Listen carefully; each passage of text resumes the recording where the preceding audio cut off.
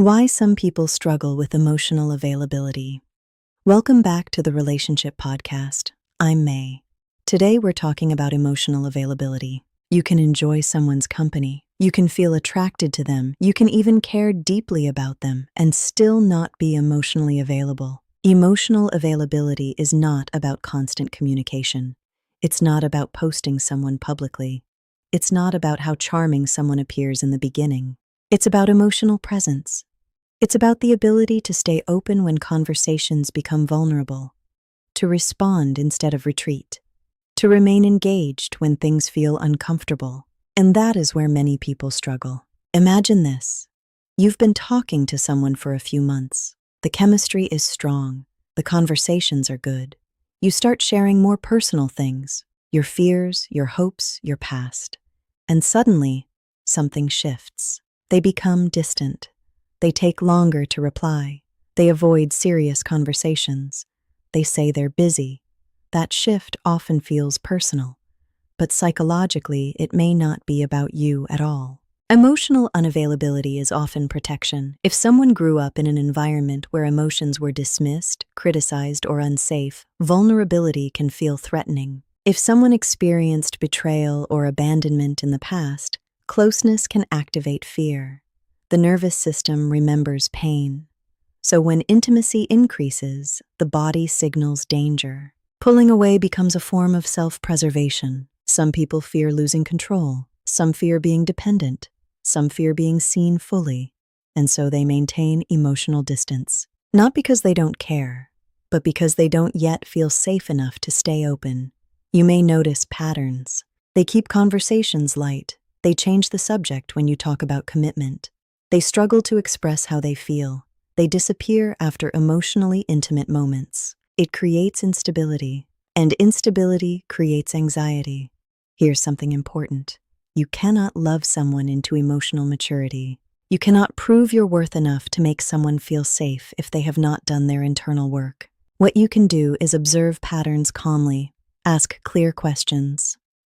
Where do you see this going? How do you feel about commitment? Direct questions reduce ambiguity, and their response, or avoidance, tells you what you need to know. If someone repeatedly avoids clarity, that avoidance becomes clarity, and this is not about labeling someone as broken. It's about recognizing compatibility.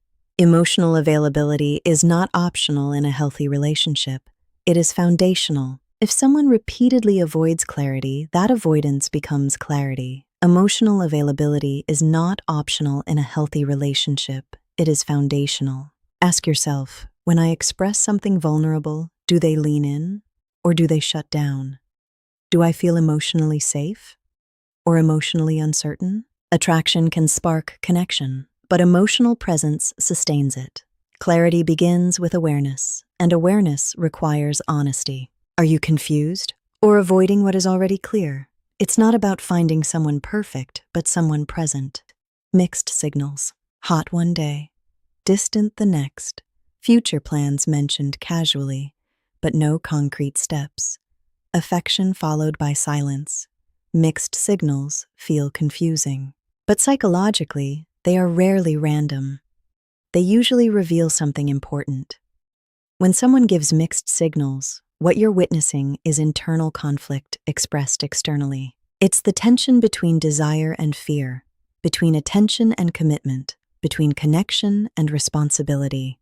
And that tension shows up as inconsistency. Imagine someone who may not want to lose you, but may not want to choose you either. There are several psychological reasons this happens. One common reason is avoidant attachment tendencies. For some individuals, closeness feels safe only up to a certain point. When emotional intimacy increases, their nervous system interprets it as vulnerability, and vulnerability feels risky.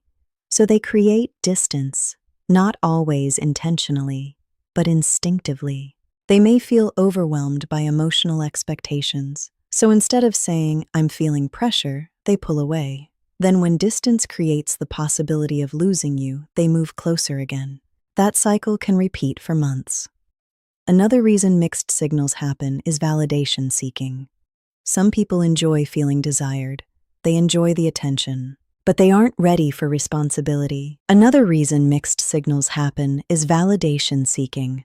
Some people enjoy feeling desired. They enjoy the attention. They enjoy the emotional connection, as long as it doesn't require responsibility. So they say enough to keep you engaged, but not enough to define the direction.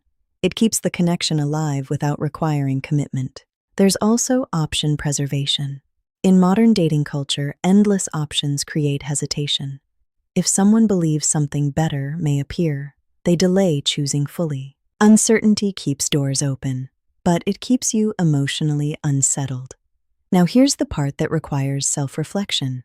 Why do we tolerate mixed signals? Often, it's hope. We see potential. We believe they're just confused. We tell ourselves they need more time. Sometimes it's chemistry. The emotional highs feel intense. The reconnection after distance feels powerful, and that intensity can feel like love. But intensity is not the same as stability. Sometimes we are attached to who someone could become, instead of who they consistently are. That gap between potential and pattern creates internal tension. You may find yourself analyzing texts, replaying conversations, trying to decode behavior. But here's something important. If you feel like you need to decode someone repeatedly, that itself is information. Clarity does not require decoding. Let's talk about directness. A simple question can expose intention. What are we building? Watch how they respond. Do they answer clearly, or do they shift the conversation? Vagueness repeated over time is not confusion, it is avoidance, and avoidance communicates that emotional risk is being postponed. Healthy relationships require emotional alignment. It means shared intention. If one person is building and the other is browsing, the emotional experience will feel unstable. Instead of asking, why are they confusing? Ask, what is their behavior consistently showing me? Because behavior is communication, even when words are unclear. You deserve alignment.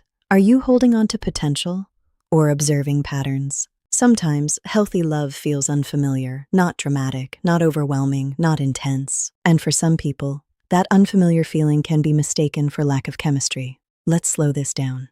Many of us were conditioned, consciously or unconsciously, to associate love with intensity, fast texting, constant reassurance, emotional highs and lows, strong passion followed by tension. That intensity can feel exciting. It can feel alive. But intensity is not the same as intimacy, and chaos is not the same as connection. If someone grew up in an environment where love was unpredictable, where affection was inconsistent, where conflict was loud, where attention had to be earned, the nervous system adapts to that pattern. The body becomes accustomed to stimulation, to emotional spikes, to unpredictability. So when that person later encounters stability, it can feel unfamiliar, and unfamiliar can feel uncomfortable. Imagine someone who has spent years in emotionally turbulent relationships, breakups and reunions, apologies and arguments, periods of silence followed by dramatic reconciliation. Now imagine they meet someone steady, someone consistent, someone who communicates clearly. No games, no disappearing, no emotional roller coaster. At first, it may feel calm, but after a while, they may think, something feels missing. What might feel missing is chaos. If you're used to adrenaline, peace can feel boring. If you're used to uncertainty, stability can feel flat. That doesn't mean the connection lacks depth.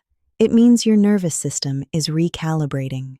Your brain is wired for what it knows. There's something called emotional conditioning. The brain becomes wired to expect certain patterns. If love has historically involved unpredictability, unpredictability feels familiar. And familiarity often gets mistaken for chemistry. Healthy love feels different. Healthy love is consistent. It does not rush intensity. It builds slowly. It grows through reliability.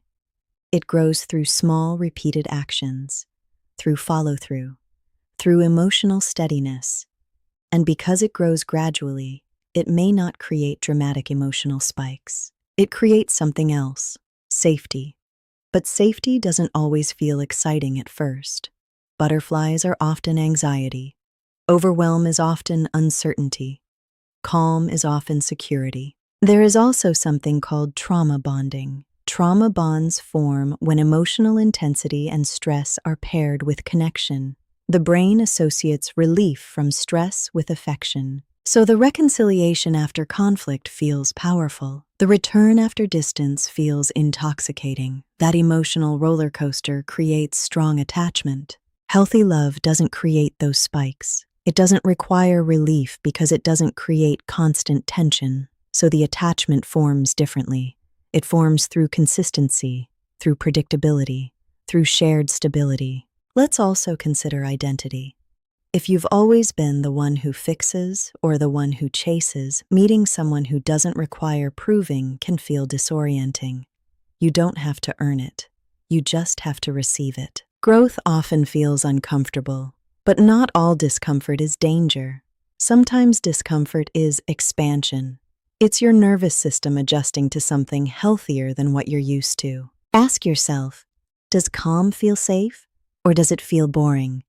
Does stability feel secure or does it feel unfamiliar? Butterflies are often anxiety. Calm is often security.